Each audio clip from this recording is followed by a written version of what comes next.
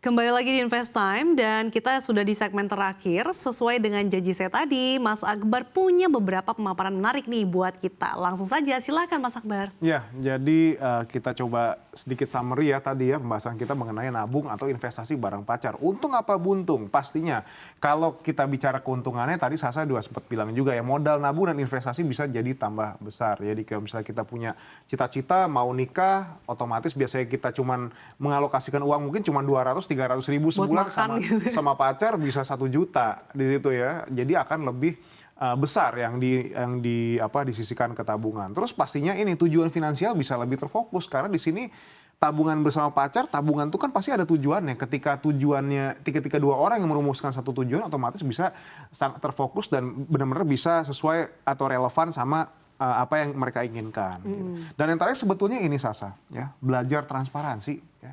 Sebetulnya dengan ya kalau misalnya dia biasa nabung bareng, otomatis kan sedikit terbuka, pasti dia terbuka lah sama pasangan. Transparansinya ini seperti apa nih? Apakah memang ketika ada pengeluaran atau apa harus disampaikan, dicatat gitu atau gimana? As simple as ketika ada uang masuk berapa kan kecatat di situ. Jadi ntar kalau misalnya masing-masing ngecek kayak gitu udah ya udah nih silakan lihat kita belajar transparan juga di situ. Pengeluaran pun ya seperti itu ya. Simple begitu. Cuman kita juga harus ingat gitu ada kerugiannya juga. Jadi jangan balik lagi jangan mikir enaknya aja tapi akan ada nggak enaknya juga ya. Ketika hubungan kandas ya buat kalian yang mungkin agak sedikit baperan nih ya, aset itu bisa terbengkalai ya. Aset itu bukan cuman rumah ya, bukan cuman mobil rumah, tapi tabungan itu kan aset lancar. Ya. Udah ngumpulin uang, ngomongin tabungan bareng-bareng semangat-semangat, taunya putus. Nah uangnya kemana?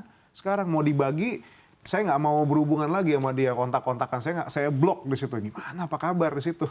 Waduh, sulit tuh. Rugi ya. Dan yang pastinya ketika menikah ya aset tidak jadi harta bersama. Jadi kita udah bahas juga ya ketika memang ada usaha di situ, usaha yang sudah menghasilkan cuan, ya cuannya nanti didapat ketika menikah jadi harta bersama, tapi yang sebelumnya masih tetap jadi harta masing-masing gitu sih.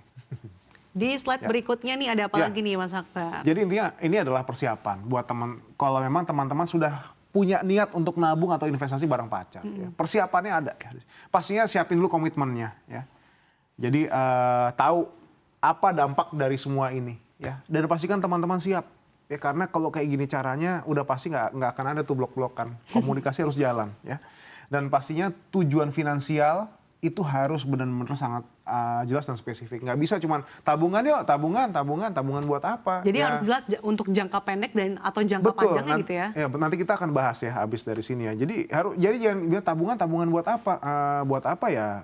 Udah skip, udah kayak gitu ya.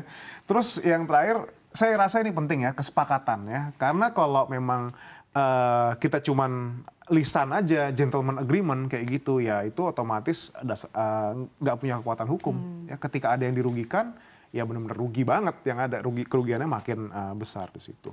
Oke. Di slide berikutnya, apa sih tujuan finansialmu? Nah, ini dia nih. Tadi saya bilang tujuan finansialnya harus jelas. Buat apa mau nabung sama pacar ya? Apakah biasanya kalau umur 20 tahunan ya biasanya buat nikah gitu ya. Ini jadi tujuan jangka pendeknya ya. Ini jadi tujuan jangka menengahnya dan jangka panjangnya pensiun gitu. Ini kurang lebih seperti itu. Nah, jadi memang basically kalau kita bicara mengenai financial planning, semua kehidupan itu kan ada fasenya ya saya. Jadi orang mungkin lu nikah, lahiran anak, terus dia nyiapin dana pendidikan anak, lalu dia beli aset dan lain sebagainya. Ingat ya, semakin ke bawah ini kalau umur sekian ya ini yang jangka pendek, jangka menengah, jangka panjang. Ketika kita umur 30 tahun yang biasanya yang udah nikah ya dia akan mikirin lahiran anak, pendidikan anak dan pensiun. Nah, ketika udah umur 40 tahun mereka yang sudah punya anak ya ini jenjang tinggi pendidikan anaknya, dia mikir pensiunnya makin dekat kan, dan terakhir dia harus mikirin waris gitu. Jadi memang ketika teman-teman buka tabungan sama pacar harus jelas buat apa ya. Jangan cuman tabungan doang. Jadi harus buat nikah kah, atau buat beli rumah nanti, atau nanti buat sekaligus buat persiapan lahiran anak kalau sudah nikah, atau pendidikan anak. Jadi kita sudah punya spare-nya. Ini besar sekali dan memang harus jauh-jauh hari. Ya, Oke. Nah ini untuk jangka panjangnya ya, untuk Ya. uang pensiun ini kayaknya masih terlalu jauh ya. Memang terlalu jauh gitu. Oke, ini tentunya juga menarik karena kalau misalkan kita lihat gitu ya, ini kan sebenarnya sudah ada tujuan finansialnya masing-masing dari fase-fase kehidupan baik jangka pendek maupun jangka panjang. Tapi kalau tadi misalkan bikin bisnis bareng Ya. pasangan atau pacar gitu ya, nah ini gimana nanti cara ngebaginya kalau misalkan sudah dapat profit gitu? Ya. Tadi seperti disampaikan juga ini kan berdasarkan pembagian-pembagiannya gitu loh. Jadi ini sebenarnya seperti apa lagi yang perlu diperhatikan? Oke. Red flag apa saja yang patut dihindari ketika kita sudah mau membangun bisnis bareng pacar? Oke, kalau untuk pembagiannya kita rasa kita harus profesional ya saya di sini. Jadi berdasarkan modalnya dia bisa, misalnya penyertaan modalnya dia berapa, keuntungannya berapa, kayak dividen aja. Dia punya saham berapa lembar di situ, kita bagi sesuai dengan modalnya dia. Itu yang paling gampang di situ ya.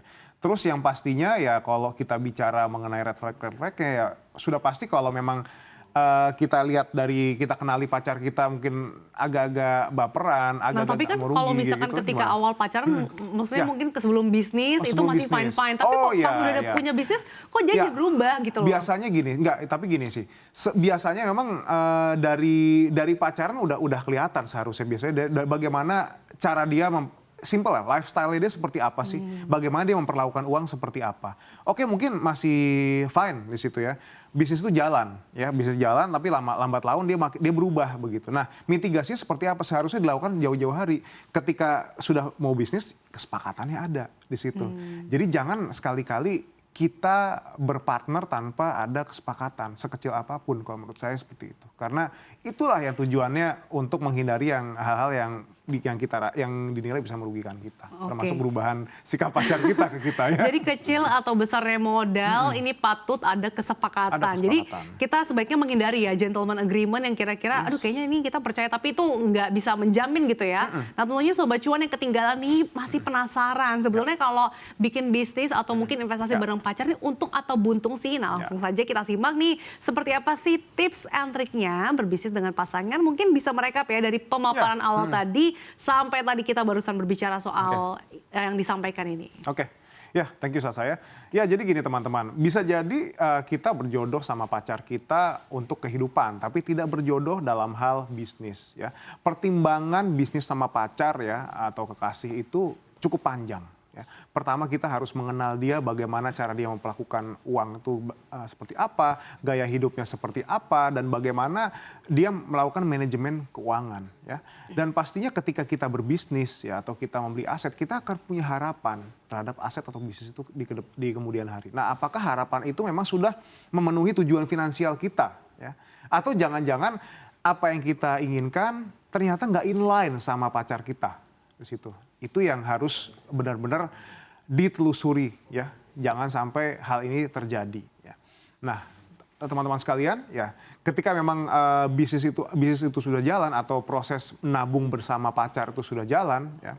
Pastikan teman-teman selain di tujuan finansialnya yang harus mantap, di komitmennya juga harus mantap ya. Dan ingat baik-baik, jangan cuman mikir enaknya aja. Ya betul, enak kalau investasi sama pacar atau nabung sama pacar. Uangnya bisa lebih besar yang dia alokasikan selama setiap bulan ya. Dan kita mungkin bisa mengumpulkan aset dalam waktu cepat ya. Dan kita mungkin bisa jual aset itu dengan nilai yang besar. Tapi coba pikirkan konsekuensi yang nggak enak ya. Bagaimana kalau putus ya. Kalau sudah bisnis, investasi pastinya kita nggak akan bisa langsung main blok di situ ya. Oke, sekian dari saya. Saya kembalikan ke Sasa. Itu tadi dia tips and trick dari Mas Akbar. Apa saja aspek-aspek yang harus diperhatikan. Jangan sampai tadi mikiran manisnya aja, tapi di akhirnya malah menangis ya. Terima kasih Mas Akbar sudah memaparkan hari ini lengkap sekali nabung atau investasi bareng pacar, untung atau buntung. Tentunya ini balik lagi kepada Anda, ada juga success story, tapi juga ada kisah yang merugikan. Demikianlah Invest Time hari ini. Saksikan terus program Invest Time CNBC Indonesia di cnbcindonesia.com dan Transvision Channel 805. Kini Anda juga bisa menyaksikan program kami via TV digital di beberapa kota besar di Indonesia. Pastikan Anda jaga kesehatan diri dan juga keluarga. Saya Andi Shalini. Dan Aulia Akbar, Financial Expert CNBC Indonesia. Pamit undur diri. CNBC Indonesia, Beyond Beyond Business.